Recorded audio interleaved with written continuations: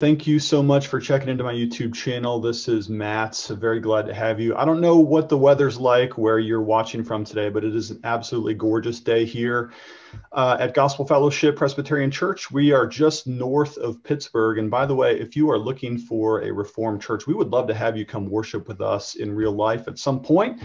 Gospel Fellowship has 3 services on the Lord's Day, 8:30, 11 o'clock and 4 o'clock p.m. So if you're anywhere near the area, we would love to have you come to be with us on the Lord's Day. Well, today we are going to try something new here, hoping all the technology works out super well. We have a special guest on the channel this afternoon. Mark Ward is going to join us. So thank you very much, Mark, for being with us today. Hey, by the way, if you're not familiar, Mark Ward has an incredible little book out there that I really want you to be aware of. It's called Authorize, the Use and Misuse of the King James Version.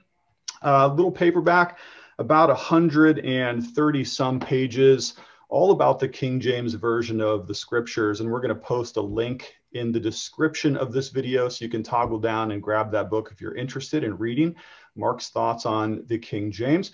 Also want to mention this before I say hello officially to Mark, that he too has a YouTube channel. Mark Ward is the name of that channel, and I would love for you to go over there and subscribe to his contents. If you watch my channel, the one thing you're going to notice is that Mark's channel talks about similar things in terms of the Bible, scripture, translations of the Bible, but his video quality is way better than mine. So I promise you, you're going to love subscribing to Mark Ward. So Mark, what's up, brother? How are you doing today? I'm doing great, and the weather out here in Washington is excellent as well. You know, before you even go any further, I have a question for you.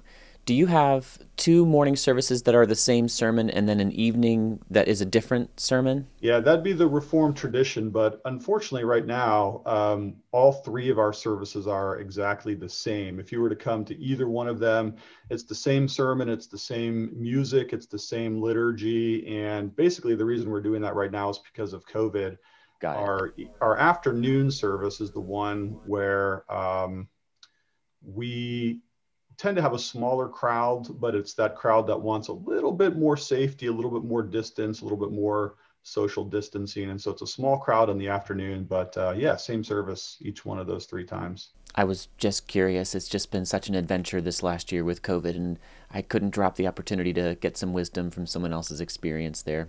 Yeah, I don't know if we're doing everything right, but it seems to be working. People are coming to church and spreading out, and the church seems to be doing well. So whatever it is, we're just going to keep on doing what we're doing. And Mark, one of the things that I like about you, I've listened to some of your podcasts as well on a Bible Study Magazine's podcast, which again, we could probably link that in the description of the video.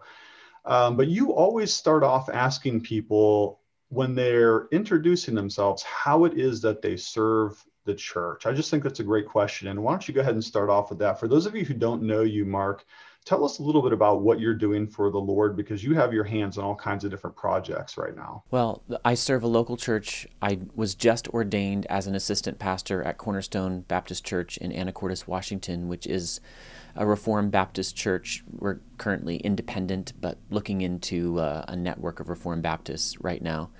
And I've been serving in that role for about 5 years, but I've only just formalized it recently. I teach something just about every Sunday. I lead the music.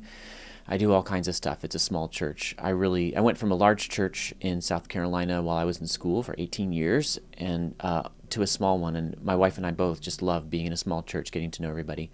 I serve as the editor of Bible Study Magazine, which is a product of Faith Life, makers of Logos Bible software.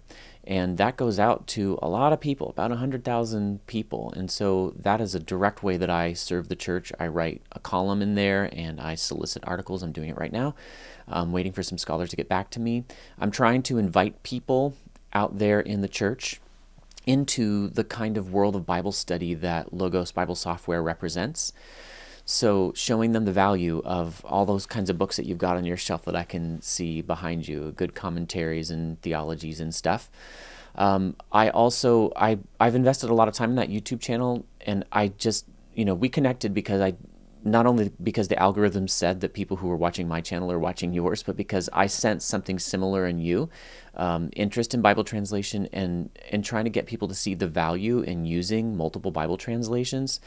So I sensed that a book wasn't enough, that I needed to get out there on YouTube. And when I put out a YouTube video, I am definitely thinking, I am attempting to serve the church. So that is how I very imperfectly and, need for repentance every day, that's how I serve the church. Yeah, me too. And I'm so glad you're a local church guy. I try to steer everything that I do into the energy of the local church as well. And for those who are used to my channel, I'm constantly inviting people to come to church here at Gospel Fellowship. If you know anybody anywhere north of Pittsburgh, we'd love to have you. Now so you're in Washington State right now, and you mentioned you grew up in the South, though. Is that right? Is that where you grew up regionally? And how did you come to get to Washington? Yeah, I grew up in Northern Virginia and a little bit in New York State, actually. My dad worked for Word of Life. My parents were saved as young adults, and but I've known nothing different. They raised me in church. And then when I was actually at the ripe old age of 16, having skipped a grade for various reasons that would take too long to explain, I went to college, and I went to Greenville, South Carolina. I attended Bob Jones University, and that was I didn't really know it at the time, that was my means out of King James Onlyism, because I had been in a King James Only church in high school, even though my parents weren't really King James Only. Long story, but I came out King James Only, but not a jerk about it, and apparently not as strong in it as I thought, because Bob Jones professors disabused me of that notion rather quickly. And my pastor in particular, who's the best expositor I've ever heard, and now I've heard tons. His name is Mark Minnick. He's still the pastor at that church. I was there 18 years, and toward the beginning of that time, he actually led the church away from using the King James in our services, and that was before 2001, so there was no ESV. And though they sell the ESV in the bookstore at that large church there, the NASB is the version that they ended up choosing back then, they've stuck with. And that experience, you didn't ask this question, but that experience it just made me aware of, both sides of the debate, because I had just heard it at my church in high school. My pastor there, who was a good man, and I really appreciate the service that he performed for our family. But he gave all of the standard King James Only lines.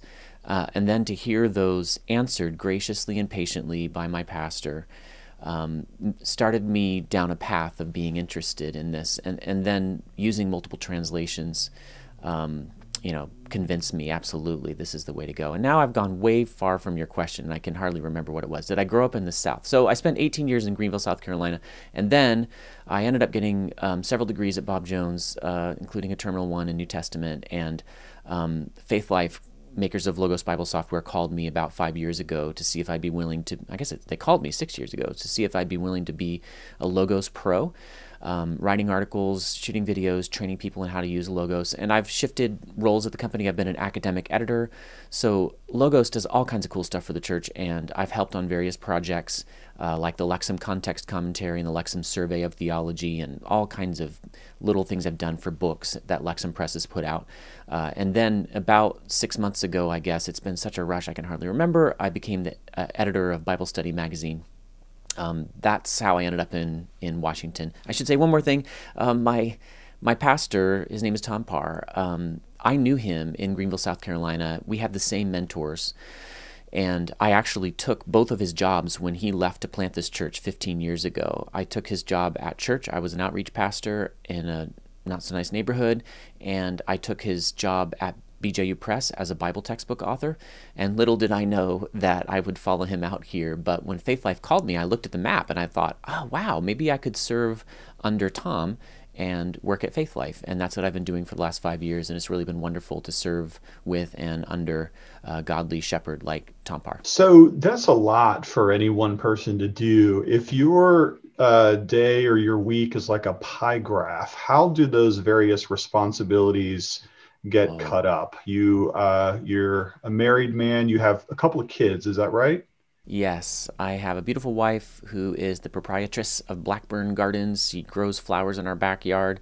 Washington is a very fruitful place. We have fruit trees and raspberries, and I just helped make her a nice flower cart. I'm not very good at that stuff, but I learned a lot with a friend. We put out in front of our house, and we got 3 kids running around at all times, homeschoolers, 11, 9, and 6, who serve with us in church ministry. Yeah, it's busy. A pie graph is, faith life takes up most of my time. When I do a YouTube video, I cram that thing into every spare moment. So I edit it. I write and edit it usually on an iPad Pro, which I just take with me everywhere, and I can, pound out a script fast. And then church right now is still mainly on Sundays, but I'm trying to do, something each week, some kind of meeting with a church member. Took a seeker through a study of Romans some months ago. Yeah, boy, I'm not organized enough to say what the pie graph is. How about you? When I see another YouTuber who's in ministry, I wonder the same thing. Where and how do you find time? And actually, I have a second question too, if you can hold 2 in your mind. How do the church folks, church leaders, and church attenders view your YouTube channel, or do they? I'm not sure how many are regular watchers, although there are certainly a few. My pie graph is probably a little bit easier to split up. I mean, probably 95% of what I do is related to the work of the local church. I work hard all the time. Lots of meetings, lots of study, lots of prep. Yeah, the other things that I do, like writing and Jonathan Edwards studies and YouTube videos, those just kind of fall into that 5% of cracks of when I have time. But I'm really just a local pastor. That's my primary emphasis. I think if I did anything else than that, or if I split the pie any other way, I might risk being unfaithful to the calling of what I actually do here at the church. And so while some people may know me for the YouTube channel, it's just such a small percentage of what I actually do. All of my videos are totally unedited. I just hit record and post whatever I get. So I don't have the time to mess around with other stuff. But then I do some writing as well on the side.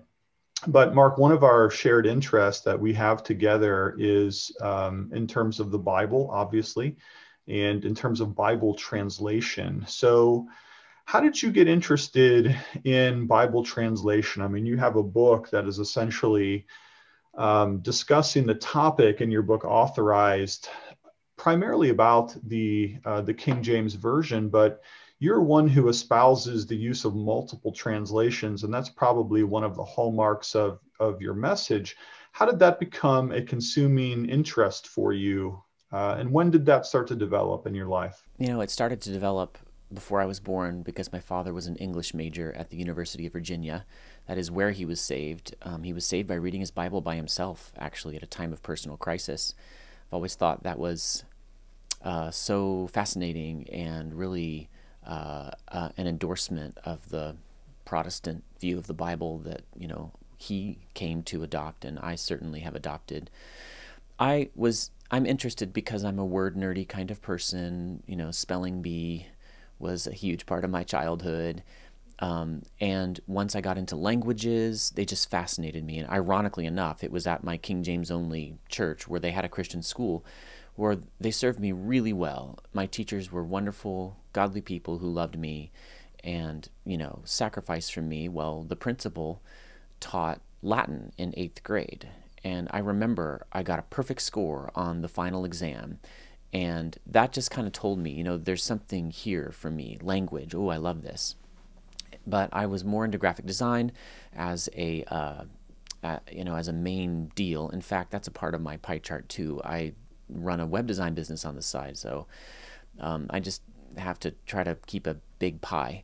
But when I went to college, I majored in graphic design, and then I was really attracted to the expository ministry of this pastor, Mark Minnick. And I would really literally, in the literal sense of literal, not a functional translation here, I would sit on the edge of my seat. And when he was done with hour or even 70-minute long sermons on Ephesians, I would be like, I can't believe it's over. And that was a 17 and 18-year-old. It just captivated me. And when he got to Ephesians 3, he did what is standard for the, independent Baptist tradition that I was more in at the time. I'm still in it. It's, things morph and shift over time, but he didn't do this very often. He gave a come forward invitation because he felt like the passage in Ephesians 3 pushes hard on, the obligation that people have to use the revelation God has given them to serve others. And so he did not put pressure on people to be full-time Christian servants or pastors or missionaries. He felt God can call you to be an engineer, but that was one time when the passage did. And so he made that appeal. And I'd already been feeling, wow, I think I want to study and teach God's word. So that I decided at that point to change my life trajectory or follow the Lord in doing so. And that sent me through all the standard stuff at Bob Jones in the undergrad and grad school with Greek and Hebrew. And at that church, the pastor himself had a PhD in New Testament from Bob Jones. And so I did the same. And I wanted tools to teach God's word accurately like he clearly did. And just naturally, my bent toward language, toward writing, toward English, and then studying Greek and Hebrew, having a dash of Latin, having to get proficiency in German. I do speak Spanish at about 70% fluency. I like to say that mix of things, just made me interested in Bible translation. And then because of this controversy in my circles over the King James, that stokes your interest. So I dove into that. And my angle for diving into it wasn't really to read up on the controversy so much as to compare Bible translations over and over and over and over again. I got BibleWorks in 2003. I had a comparative study Bible way back in 1999. And I was inoculated against any form of one Bible onlyism because I saw the benefit so clearly of using multiple. That's how I got into this. Yeah, that's awesome. When I first became a Christian in 8th grade, I was going to a very liberal church. I didn't really know that at the time. It was an Evangelical Lutheran church, ELCA. Yeah. And man, I remember getting my first Bible at confirmation. And when I had a saving experience of Christ's grace, my family had kind of stopped attending that church, but I still had that Bible that they gave me at confirmation from the Lutheran church. And man, I realized just implicitly by God's grace and his spirit, how important his word was. And so I started in 8th grade, just reading the Bible through and through over and over again. And that habit has sustained in my life all the way up until today. So regular Bible reading has become a passion of mine, my whole life long, my whole adult life long. And for me, I'm kind of the opposite of you, that the King James version came into my life later on in life, because I was told by some of my pastors when I was younger that the King James was impossible to understand. It was difficult. And so my first Bible translation was the NIV. And then after moving from the NIV to the ESV, which I stayed with for most of my life, even still preach, teach, and write from the ESV as my primary translation today. You'll probably be embarrassed of me, Mark, to hear this. It wasn't until in my 30s, probably even my late 30s, that I seriously picked up the King James Version and read it all the way through. And so by that time, I had much more of an appreciation for traditional language and some of the things that people often think of it as a fault with the King James Version. But it has been kind of the opposite for me, in that I was a modern translation guy and then came later to the King James Version. Although today, still my preferred Bible translation is the ESV. I've been using it practically since it came out. I think it came out 2001. I started using it maybe 2 years later. So it's been a long time now with the ESV. But let me ask you this. What are you using right now for your own preparations, for your Bible studies, for your Sunday school classes, if you're teaching, whatever it is you're doing in terms of your local church ministry? What do you pull out now, and why do you use what you use? For my personal study, I pull out every major modern evangelical English Bible translation. I look at them. I still do use BibleWorks, and I, of course, use Logos Bible software. I'm wanting to get as much insight as I can. It's just been a part of my Bible study for years and years to just at least glance at other translations, especially on something that is at all difficult or that I'm wondering about. What does this mean? You know, the very first level of commentary, in a way, that I get is how did various translators of, you know, at various points along that formal to functional spectrum, how did they treat this passage? And, you know, that doesn't always yield any insight. Frequently, most frequently, they all say the same thing. But often enough that it's worth my time, I'm checking them all. But as I recently said in a video that's just about to come out on my channel tonight or tomorrow, I think, there's some prudence in a pastor sticking with one Bible translation for the church. And the King James only folks that are so much on my heart, you know, they're very afraid of the confusion they are sure will result if their church adopts the use of a modern version, or if people use multiple versions. And I think on the one hand, they're just wrong. Like, I'm not confused. I ask in my video, why are they confused? But on the other hand, I understand. Some people truly are confused. And sometimes that's not the thing that we need to really help people take the next step in. Sometimes it is. So, but as a pastor, I don't want that to be like, I think that would be a barrier and an unnecessary one for me to be using the ESV for one series and the CSB for another and the NIV for another. It's prudent, and I'm thinking of a Westminster Confession phrase here, you know, to order the church ministry in such a way that everybody kind of can rely that we're going to use one. And we used the ESV. That wasn't really my decision, but I did push for that. A couple years ago, when I came to this church, they were still using the King James because of the mission board that my pastor had been with. But unbeknownst to him, they had changed the policy that they had. So as soon as I found that out, I said, well, let's change. And somebody in our church bought my pastor a nice ESV, and we had zero trouble, and we just moved on. I like the ESV because it does stick with the King James tradition. That's what I like about it as well. Let's imagine a scenario here just for a moment in which somebody calls us on the phone after we end this conversation, and sure enough, it's one of the major Bible publishers, and they say, Ward and Everhard, you guys are in charge of the next major translation. It's going to come out in 10 years from now, but we got to get started on it right now. There's a lot of work to do. Mark, who do we put on our team for that? And what kinds of translation philosophy should we lay down? If we could do this thing ourselves here from scratch, what would be some of the railroad track principles that we want to establish firmly from the very get-go? What would you say about that? Oh boy. Now, I want you to answer this question too, because they called us both, okay? That's right. So I'm going to kind of ruin your question. I'm really sorry, but you'll get a chance to answer it too, and then you can bring it back on track. If they called me, and actually, it's hard to explain, but this, I can't give the details, but this has kind of happened to me. I would urge them not to do it. I would say, a rising tide is sinking all boats. I wrote an article on evangelical textual criticism that, now your channel is nerdy enough that I can talk about this here, but I was critical of my otherwise, greatly respected, father in the faith, John MacArthur's decision to put out the Legacy Standard Bible without ever seeing a single word of it, because I don't need to, because I'm sure it'll be fine.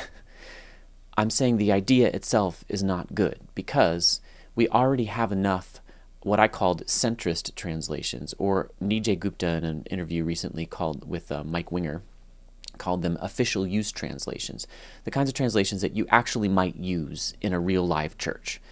So nobody's using the message in doctrinally orthodox churches, sound churches that I know of. I've seen it only out on kind of the fringes there. Nobody's using Young's literal translation, right? Both of those are tools for Bible study that I think are valuable. And I think we could have more of those. So another translation that's like really literal to help Hebrew and Greek students, I think there's space for that. Young's literal is now so old. We could use that. Or a translation on, another thing like the Message, fine. But something in the middle of that spectrum, I would say, let's not do it. Do you think that one of the reasons why you wouldn't want to create a new translation is simply it just splits people's attention over too many translations? Or are we already to the point in the English language where we have so many options on the table right now that it's hard to even suggest what it is that we would even need? Yeah, I think we could use another highly literal translation for study purposes. I think that would be fine. That's the only need I'm perceiving right now, because a few have risen to, take the place of Young's literal translation, but nobody with the stature of a Faith Life or a Thomas Nelson or something has put out something like that. So that's one need I see. Not a massive need, no one's crying out for it, but I think if it came out, people would use it. But I'm not worried about people being divided in their Bible study. The more the merrier. I think the LSB will come out with some interesting, exegetical and translation decisions, which will enrich us all. And I like these one-person translations, from N.T. Wright to David Bentley Hart to Robert Alter, and I'm not where any of them is theologically, especially Robert Alter. But I think that's kind of like, those are like concept cars where, you can do some interesting things in those translations, and maybe some ideas from them will stick, even just minor things. But when it comes to centrist translations, official use translations, the reason that I'm saying let's stick with what we have is that I think that the major modern evangelical English Bibles, so from the King James to the New King James to the ESV and the New American Standard, to the NIV to the New Living Translation, and the CSB is in there somewhere too, and the Net Bible probably, especially because of its notes, not so much because of its translation. I think they've staked out usefully different spots on that formal to functional spectrum.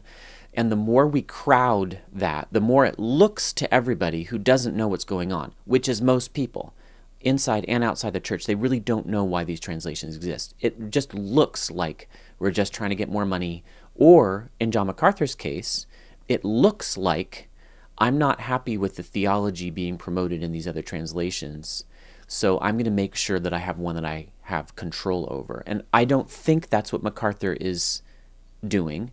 I'm not cynical about him. I tend to trust him. But Al Mohler, unfortunately, I have a lot of love for Al Mohler. I listened to his Thinking in Public podcast, but he unfortunately said about the CSB, now we can have a translation we control.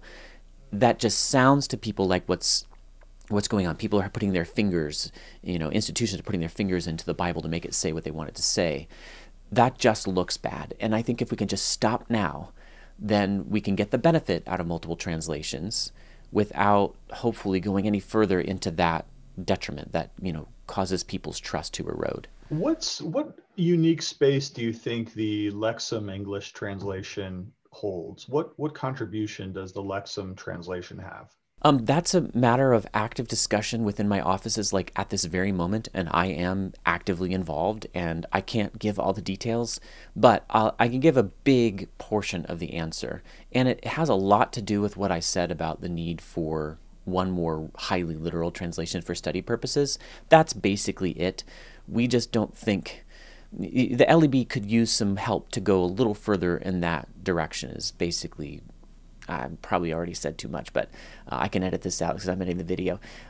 The LEB was born on a computer. It was born as a set of glosses, and glosses are like 1 or 2 word translation equivalents for given words.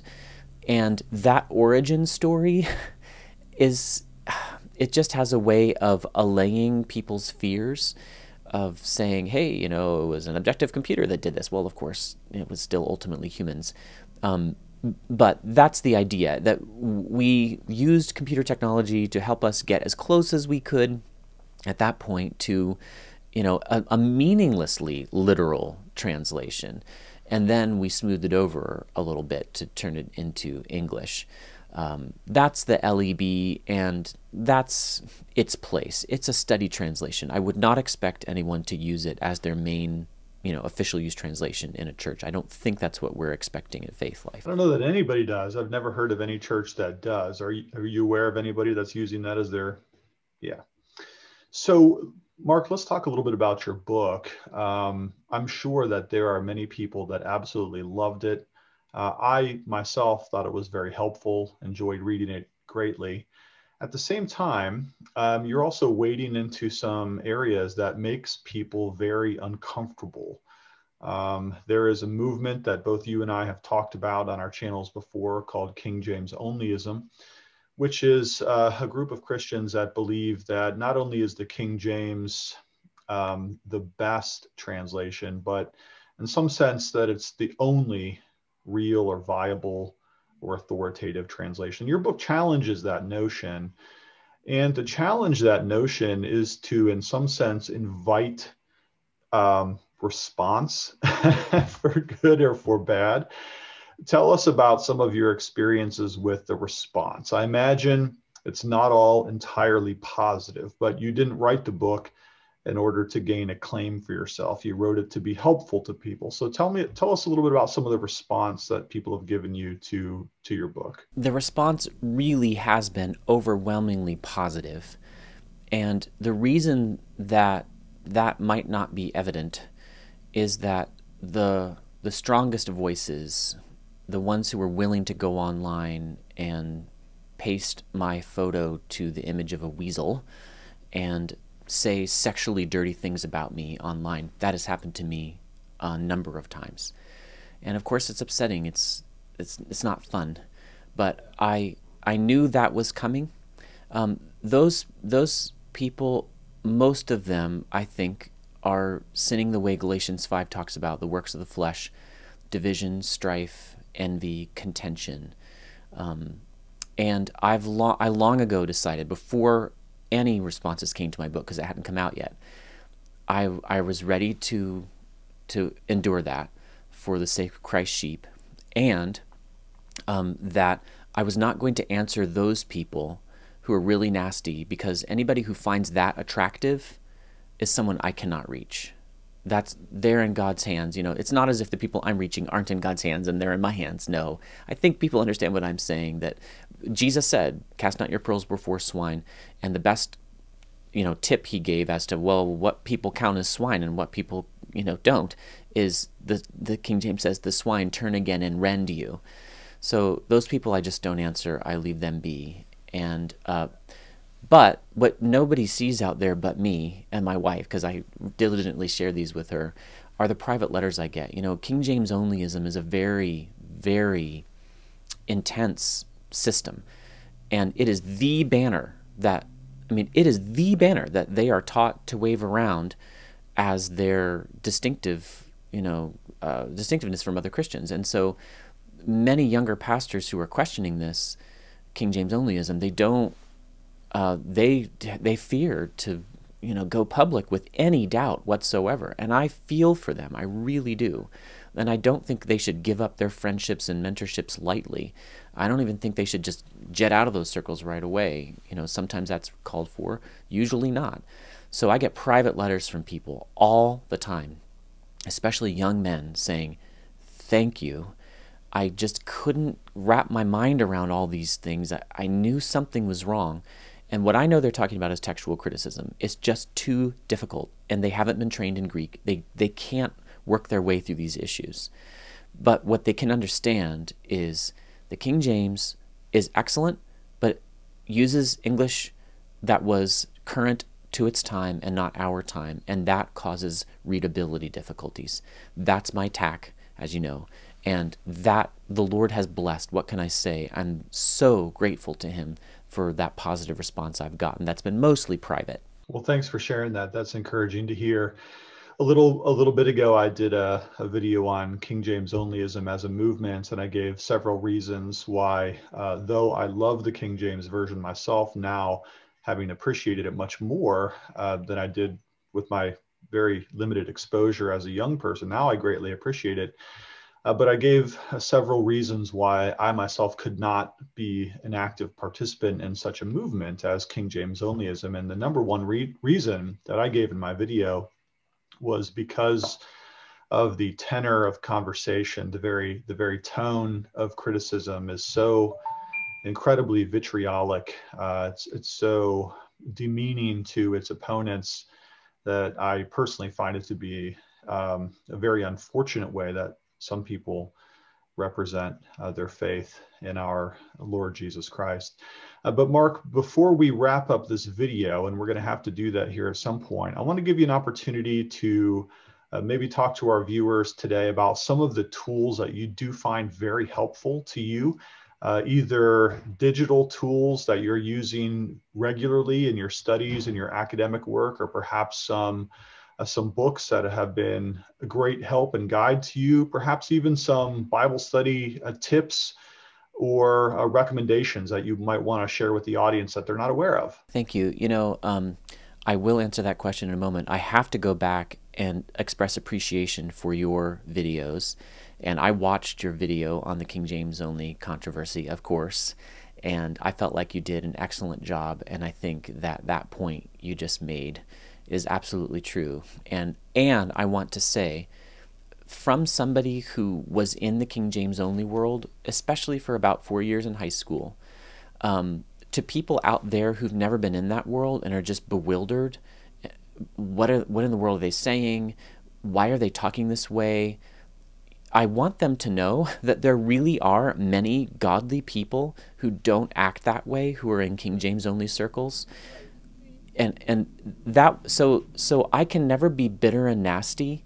Well, I can, okay, I have the flesh too, but my godly teachers in high school and my principal that has been kind to me all these years, they make it really hard for me to be bitter and nasty because they were so loving. And that's one of the confusing things about the world that God has given us, that people who are godly can buy into ideas that are simply wrong. You know, the stuff they said about Westcott and Hort, a lot of it just wasn't true. They didn't know that.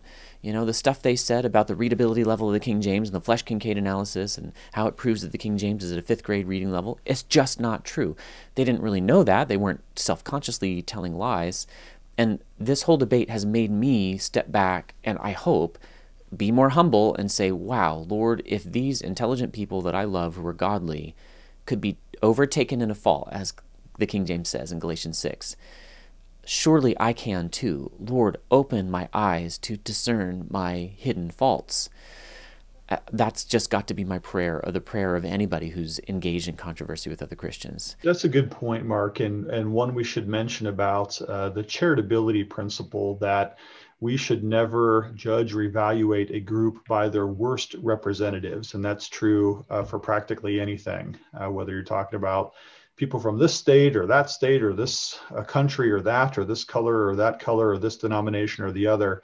We don't evaluate people by their worst representatives. And so it's good to remind ourselves that even if we're on the other side of the King James only debate, that there are many sincere people who perhaps, from our perspective, might lift the King James version up too highly, but that nevertheless truly do love the Lord and should be received charitably from us in as much as we're able to do so.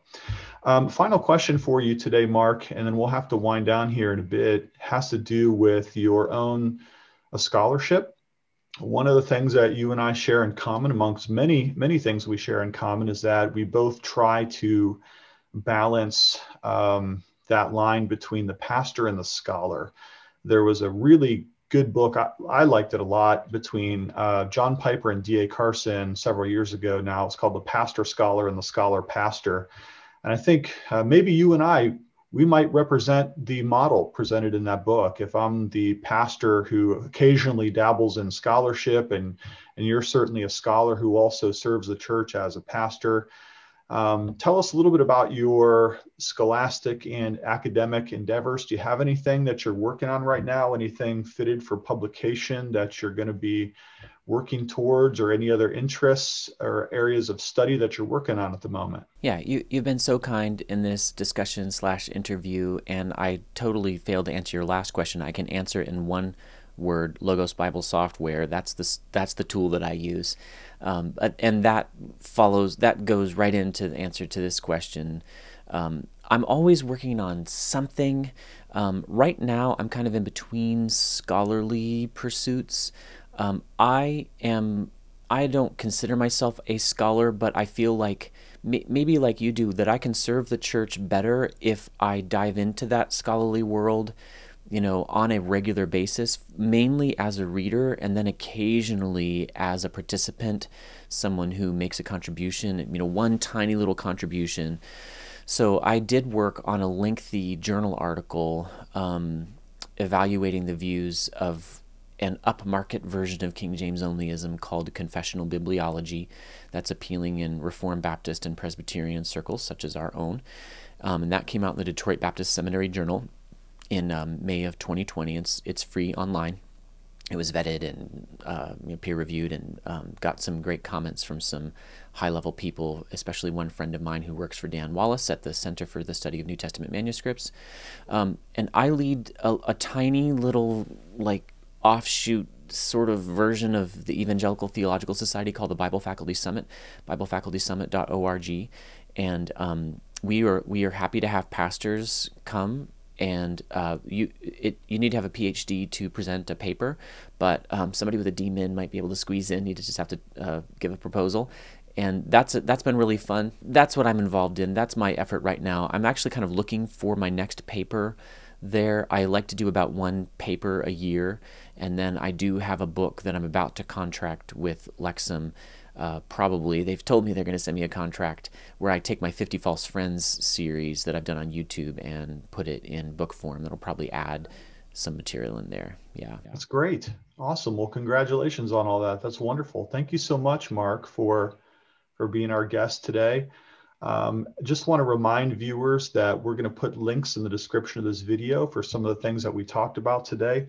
Of course, if you have not read Authorize, the Use and Misuse of the King James Version by Mark Ward, you will definitely want to go and grab that, and make sure that you subscribe to Mark's YouTube channel. We'd love for you to become a subscriber over there. And I want to just thank the viewers as we sign out today for watching here on my channel. Don't forget, if you're anywhere in the Pittsburgh area, the Gospel Fellowship PCA would love to have you come worship with us on the Lord's Day. Thank you so much for tuning in today. We do love you lots, and we'll talk to you later.